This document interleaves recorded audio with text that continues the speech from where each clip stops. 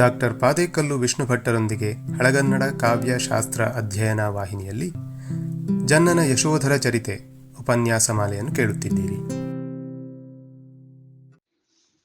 ಶ್ರೀ ಗುರುಭ್ಯೋ ನಮಃ.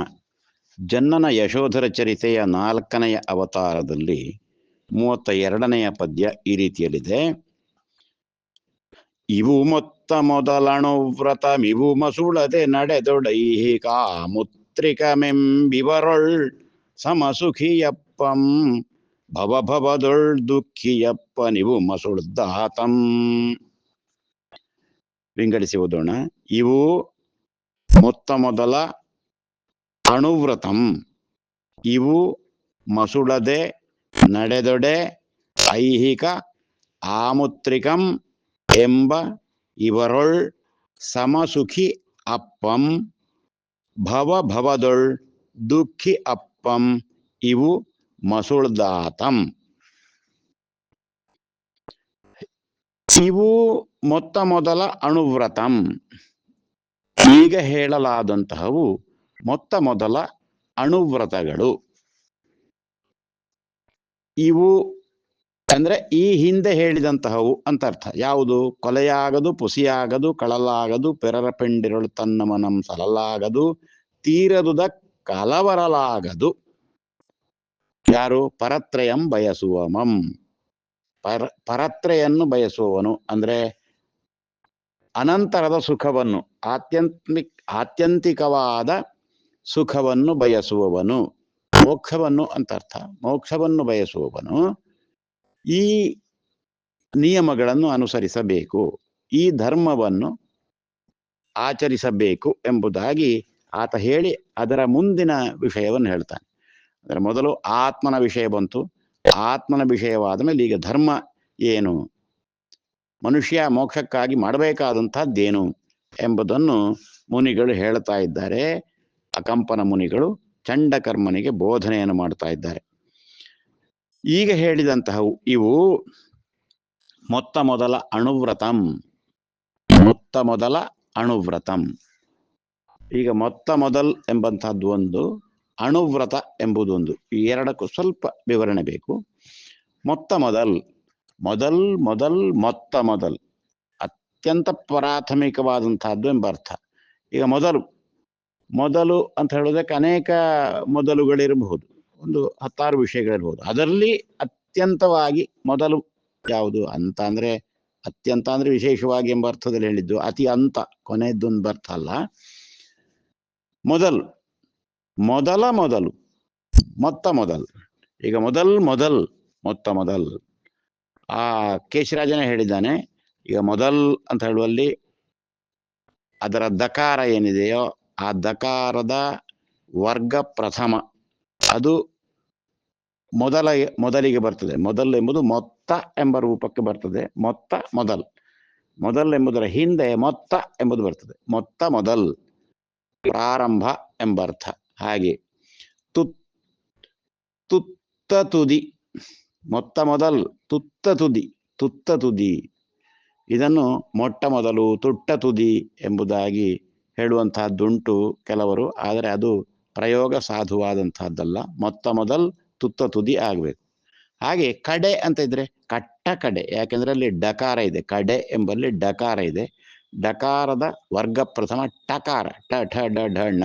ಆದ್ದರಿಂದ ಕಟ್ಟ ಕಡೆ ಅಂತ ಆಗ್ಬೇಕು. ಮೊತ್ತ ಮೊದಲ್ ಎಂಬುದಾಗಿ ಆಗ್ಬೇಕು. ಮೊತ್ತ ಮೊದಲ್, ಕಟ್ಟ ಕಡೆ. ಹಾಗೆ ನಡು, ನಡುವಿನ ನಡು, ನಟ್ಟ ನಡು, ನತ್ತ ನಡು ಅಲ್ಲ, ಆಗುವುದಿಲ್ಲ. ನಟ್ಟ ನಡು, ನಟ್ಟ ಮಡು, ನಟ್ಟ ನಡು, ಮೊತ್ತ ಮೊದಲ್, ತುತ್ತ ತುದಿ, ಕಟ್ಟ ಕಡೆ, ಕಡೆ ಕಡೆ ಕಟ್ಟ ಕಡೆ. ಹಾಗೆ ಆ ರೀತಿಯಲ್ಲಿ ಅದರ ಕ್ರಮ. ಇವು ಮೊತ್ತ ಮೊದಲ ಅಣುವ್ರತಂ. ಧರ್ಮಾಚರಣೆ ಮಾಡುವಂಥವನು ಮೊದಲು ಮಾಡಬೇಕಾದಂತಹದ್ದು ಅಣುವ್ರತಗಳನ್ನು. ಅಣುವ್ರತ, ಅಣುವ್ರತ ಮತ್ತು ಮಹಾವ್ರತ ಎಂಬ 2 ರೀತಿಯ ವ್ರತಗಳು ಜೈನ ಪರಂಪರೆಯಲ್ಲಿ ಇವೆ. ಅಣುವ್ರತಗಳನ್ನು ಸಾಮಾನ್ಯ ಮನುಷ್ಯರು, ಶ್ರಾವಕರಾದವರು, ಶ್ರಾವಕರು ಅಂದ್ರೆ ಸಾಮಾನ್ಯ ಧರ್ಮದಲ್ಲಿ ನಡೆಯುವಂತಹ ಗೃಹಸ್ಥರು. ಆಮೇಲೆ ಮುನಿಗಳು ಅಂತ ಇದ್ದಾರೆ. ಇನ್ನು ಸರ್ವಸಂಗ ಪರಿತ್ಯಾಗ ಮಾಡಿದಂತಹ ಮುನಿಗಳು, ಅವರು ಮಹಾವ್ರತಗಳನ್ನು ಮಾಡುವಂತಹದ್ದು. ಅಣುವ್ರತಗಳು ಮತ್ತು ಮಹಾವ್ರತಗಳು ಅವು ವಿಶೇಷವಾದಂತಹ ವ್ರತಗಳು, ಕಠಿಣವಾದಂತಹ ವ್ರತಗಳು ಮಹಾವ್ರತಗಳೆಂಬುವು. ಅಣುವ್ರತಗಳು ಅನುಸರಿಸಲೇಬೇಕಾದಂತಹ ಪ್ರಾಥಮಿಕ ಧರ್ಮಾಚರಣೆಯ ಹಂತದ ವ್ರತಗಳು. ಇವು ಮೊತ್ತ ಮೊದಲ ಅಣುವ್ರತಂ ನೋಡಿ, ಇವು ಅಂತ ಹೇಳಿದ್ದಾನೆ. ಆಮೇಲೆ ಮೊತ್ತ ಮೊದಲ ಅಣುವ್ರತಂ ಅಂತ ಹೇಳಿದ್ದಾನೆ, ಏಕವಚನ ಇದೆ. ಇವು ಎಂಬಲ್ಲಿ ಬಹುವಚನ ಇದೆ. ಇವು ಎಂಬಲ್ಲಿ 5 ಪಂಚಾಣುವ್ರತಗಳು, 5 ಅಣುವ್ರತಗಳು, ಪಂಚಮಹಾವ್ರತಗಳು. ಹಾಗೆ ಇವು ಮೊತ್ತ ಮೊದಲ ಅಣುವ್ರತಂಗಳ್. ಇವು ಅಂತ ಹೇಳಿದ ಮೇಲೆ ವ್ರತಂಗಳ್ ಅಂತ ಆಗ್ಬೇಕಲ್ಲ. ಆದ್ರೆ ಇವುಗಳು ಸಮೂಹವಾಚಿಯಾಗಿ ಇವನ್ನು ಒಟ್ಟಿಗೆ ತೆಗೆದುಕೊಂಡಾಗ ಇವು ಮೊತ್ತ ಮೊದಲ ಅಣುವ್ರತಂ, ಪ್ರಥಮವಾಗಿ ಆಚರಿಸಬೇಕಾದಂಥ ಅಣುವ್ರತಂ. ಅಣುವ್ರತಗಳು ಎಂಬುದೇ ಅರ್ಥ, ಇವು ಅಂತ ಇದ್ದ ಕಾರಣ ಇವು ಮೊತ್ತ ಮೊದಲ ಅಣುವ್ರತಂಗಳ್ ಅಂತ ಅರ್ಥ. ಇವು ಮೊತ್ತ ಮೊದಲ ಅಣುವ್ರತಂ, ಇವು ಮಸುಳದೆ ನಡೆದೊಡೆ. ಇವು ಈ ವ್ರತಗಳು. ಈ ವ್ರತಗಳನ್ನು ಸಂಕಲ್ಪ ಮಾಡಿದಂತಹ ವ್ಯಕ್ತಿ ಅದನ್ನು ಒಂದಿಷ್ಟು ವ್ಯತ್ಯಾಸವಾಗದ ಹಾಗೆ, ಮಸುಳು ಅಂದರೆ ಮಾಸು ಅಂತ ಅರ್ಥ, ಅದಕ್ಕೆ ಅದು ಮಾಸಿ ಹೋಗದ ಹಾಗೆ, ಅದು ಹಾಳಾಗದ ಹಾಗೆ, ವ್ರತ ಹಾಳಾಗದ ಹಾಗೆ, ವ್ರತಭ್ರಷ್ಟತೆ ಉಂಟಾಗದ ಹಾಗೆ ನಡೆಯಬೇಕು. ಇವು ಮಸುಳದೆ ನಡೆದೊಡೆ. ಇವು ಮಾಸದೆ ನಡೆದರೆ, ಈ ವ್ರತಗಳು ಮಾಸದೆ ನಡೆದರೆ, ವ್ಯತ್ಯಾಸವಾಗದೆ ನಡೆದರೆ, ನಡೆದರೆ ಅಂದರೆ ಈ ವ್ಯಕ್ತಿ ಸಂಕಲ್ಪ ಮಾಡಿದವನು ಅದನ್ನು ನಡೆಸಬೇಕು ಎಂಬುದು ಅರ್ಥ. ಮಾಸದೆ ನಡೆದೊಡೆ ಐಹಿಕ ಆಮುತ್ರಿಕಂ ಎಂಬ ಇವರೊಳ್ ಸಮಸುಖಿ ಅಪ್ಪಂ. ಯಾರು? ಆ ಸಂಕಲ್ಪವನ್ನು ಮಾಡಿದಂಥವನು, ಆ ವ್ಯಕ್ತಿಯ ಜೀವನದಲ್ಲಿ ಈ ವ್ರತಗಳು ಸರಿಯಾಗಿ ನಡೆದೊಡೆ ಐಹಿಕ ಆಮುತ್ರಿಕ ಇವೆಲ್ಲ ಧರ್ಮ ವಿಚಾರಗಳಲ್ಲಿ ಬರುವಂತಹ ವಿಷಯಗಳು. ಐಹಿಕ ಅಂದ್ರೆ ಇಹಲೋಕದ ಸಂಬಂಧವಿರುವಂತಹ ವಿಷಯ ಐಹಿಕ. ಆಮುತ್ರಿಕ ಅಂದ್ರೆ ಪರಲೋಕದ ಸಂಬಂಧವಿರುವಂತಹ ವಿಷಯ. ಅಂದ್ರೆ ಈ ಜೀವನದ ಅನಂತರದ ಜೀವನದಲ್ಲಿ ಆ ಜೀವನಕ್ಕೆ ಸಂಬಂಧಪಟ್ಟಂತಹ ವಿಷಯ ಐಹಿಕ ಆಮುತ್ರಿಕ ಎಂಬ ಇವರೊಳ್. ಹಾಗಾದ್ರೆ ಐಹಿಕ ಜೀವನ, ಆಮುತ್ರಿಕ ಜೀವನ ಎಂಬ 2 ರೀತಿಯ ಜೀವನ ಇದೆ ಅಂತ ಆಯ್ತು. ಅದರಲ್ಲಿ ಐಹಿಕ ಆಮುತ್ರಿಕ ಎಂಬ ಇವರೊಳ್ ಎಂಬ ಈ 2 ರೀತಿಯ ಜೀವನದಲ್ಲಿ ಎಂಬರ್ಥ.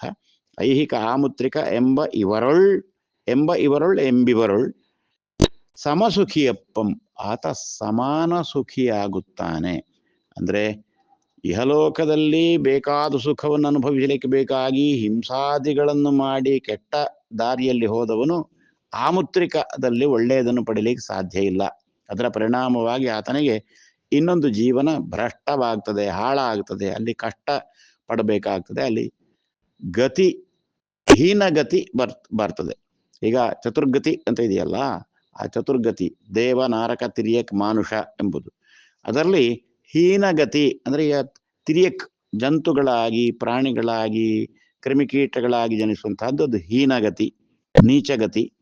ಆ ಗತಿಯಲ್ಲಿ ಹೋದಂತಹದ್ದು ಯಾವ ಕಾರಣದಿಂದ? ಮನುಷ್ಯ ಜನ್ಮದಲ್ಲಿ ಏನಾದರೂ ಕೆಡುಕನ್ನು ಮಾಡಿದರೆ, ಪಾಪವನ್ನು ಮಾಡಿದರೆ, ಹಿಂಸೆಯನ್ನು ಮಾಡಿದರೆ ಆ ಗತಿಗಳಲ್ಲೆಲ್ಲ ಹೋಗಬೇಕಾಗ್ತದೆ. ಆದ್ದರಿಂದ ಐಹಿಕ ಆಮುತ್ರಿಕ ಎಂಬ ಇವರೊಳ್ ಸಮಸುಖಿಯಪ್ಪಂ, ಸಮಾನ ಸುಖಿ ಆಗಬೇಕಾದ್ರೆ ಅಂದ್ರೆ ಇಹಲೋಕದಲ್ಲಿಯೂ ಒಳ್ಳೆ ರೀತಿಯಲ್ಲಿ ಸುಖವಾಗಿದ್ದು, ಪರಲೋಕದಲ್ಲಿಯೂ ಆಮುತ್ರಿಕ ಗತಿಯಲ್ಲಿಯೂ ಅವನು ಸುಖವಾಗಿ ಇರಬೇಕು, ಸುಖದಲ್ಲಿ ಇರಬೇಕಾದ್ರೆ ಆತ ಅಣುವ್ರತಗಳನ್ನು ಅದು ವ್ಯತ್ಯಾಸವಾಗದ ಹಾಗೆ ನಡೆಸಿಕೊಂಡು ಹೋಗಬೇಕು. ಅಂದ್ರೆ ಆತನ ಜೀವನದಲ್ಲಿ ಅಣುವ್ರತಗಳು ಮಾಸದೆ ನಡೆಸಲ್ಪಡಬೇಕು. ಸಮಸುಖಿ ಅಪ್ಪಂ, ಯಾರು ಆ ವ್ರತವನ್ನು ಸಂಕಲ್ಪ ಮಾಡಿದವನು, ಹಿಂದಿನ ಪದ್ಯದಲ್ಲಿ ಬಂದಿದೆ ಪರತ್ರಯಂ ಬಯಸುವವಂ ಅಂತ.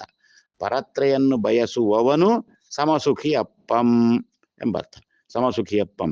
ಆಮೇಲೆ ಭವದೊಳ್ ದುಃಖಿಯಪ್ಪಂ, ಇವು ಮಸುಳ್ದಾತಂ. ಯಾವನಿಗೆ ಜೀವನದಲ್ಲಿ ಈ ವ್ರತಗಳು ಮಾಸಿ ಹೋಗಿವೆಯೋ, ಮಸುಳಿವೆಯೋ, ಅಥವಾ ಆ ವ್ರತಗಳನ್ನು ಸರಿಯಾಗಿ ನಡೆಸಲಿಕ್ಕೆ ಸಾಧ್ಯವಾಗಲಿಲ್ವೋ, ಅವಂ ಏನಾಗ್ತಾನೆ? ಇವು ಮಸುಳ್ದಾತಂ ಭವದೊಳ್ ದುಃಖಿ ಅಪ್ಪಂ.